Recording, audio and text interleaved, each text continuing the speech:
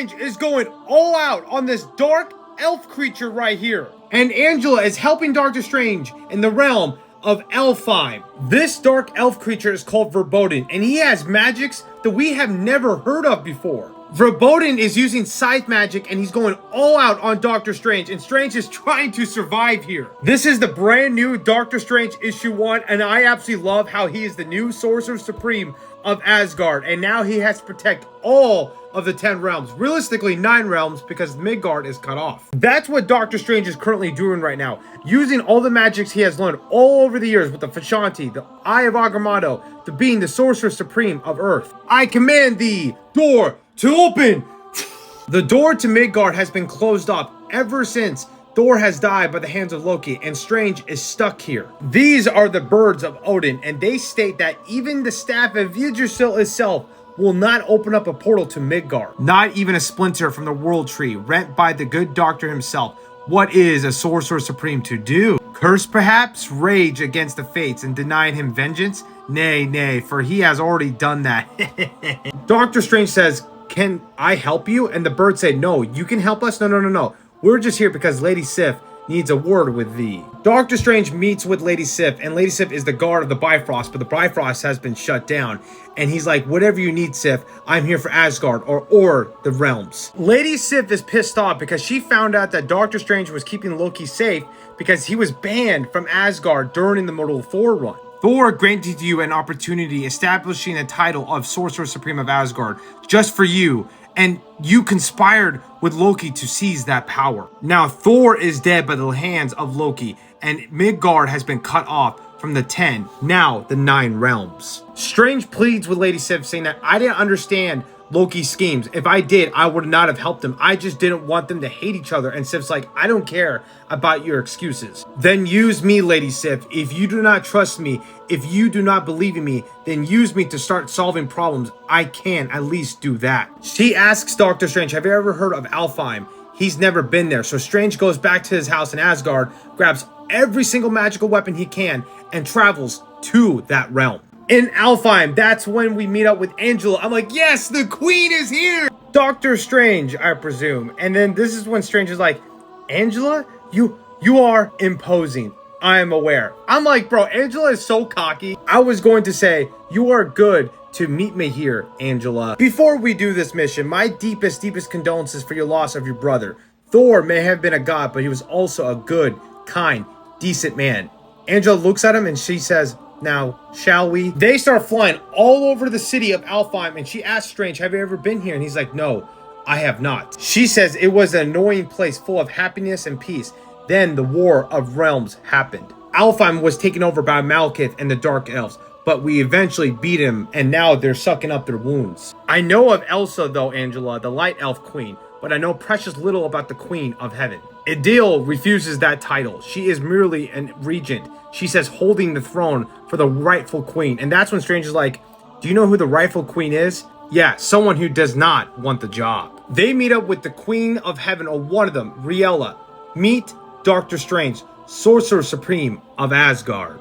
Strange needs to open up this coffin and decapitate the dead body in there. And he's like, "How long has his body been in there?" She's like, "Since the last war of heaven. I'm sorry, the exile of heaven." And Strange is like, "But that was eons ago." And apparently this dead elf is royalty, so they can't do it. It has to be somebody outside of the family tree, which Doctor Strange fits that, code. This is the coffin. I'm like, what is this, Dracula or something? Like, this is crazy. Maybe an Asgard wizard can help us calm our moods. Lady Sif sends her regards. Idil explains, here lies the wizard Verboten, whose evil threatened all of the 10 realms. Such was the danger he posed, Odin tasked 2 whole corps of angels to track him down and kill him. We get this amazing backstory on Verboten, and he killed all the angels that Odin sent. And Idil right here was only the one that survived because Verboten thought she died. And with his back turned, Idil stabbed him in the freaking back, killing him. She explains that one of Verboten's tricks is to steal memories. So she had no idea if she killed him and where was his coffin at. Like, she totally just forgot. We find out that the Queen Elsa right here, Verboten is the grandson of her. What? Since they can't confirm this is actually Verbodin's coffin, Strange is like, listen, as a medical doctor and the Sorcerer Supreme of Asgard, let me examine it, and if it actually is, the contract with Odin can actually be fulfilled. Queen also says, thank you, Strange, I will accept. They move the coffin outside the cave to, like, I guess, downtown part of Alfheim, but Idil right here explains to Strange that, yeah, he's not actually dead. Wait, I thought you killed him. She's like, I tried to kill him as best as I could, but, you know, he's too powerful. Strange tells her that I can't make a deal with you to actually kill this guy. I could put a portal around him and make sure he doesn't destroy everything because I've already made a pact with the queen. She's like, okay, I accept that, Strange. Thank you so much. It is time for Strange to open up the coffin. One of the strongest shields are being made right now with the Vishanti. He doesn't have it, right? But he has this magic. And all the 9 realms understand this. But just going in that cave, Verbodin must have woken up, and he does. He opens up the lift. But what a time it is to be alive. Oh, to think, to move, to breathe. How I missed living. Everybody starts running into the castle and they're yelling, Strange, Strange, but there's a portal or a bubble shield around them. Verbodin, I've heard a lot about you. And then he says, oh, immortal, how wonderful. I heard a lot of you guys in children's stories, but you have a mustache. When Verbodin is talking, Strange is trying to do a sneak attack and he's like, oh, you try to sneak attack me before I get my bearings? How pity of you. Strange starts asking, what was that? That was a magic, magician. Do not feel bad that your technique was niche when I was young too. I can't believe that Verbodin says that he knows where that magic came from. The Agamotto, the Vishanti and stuff. Like, that magic is just so pitiful to him. Like, he just thinks that's trash in a way. Verbodin starts attacking Strange and starts using this thing called scythe magic. I'm like, holy shit. I am so resourceful with this magic and I will kill you with it.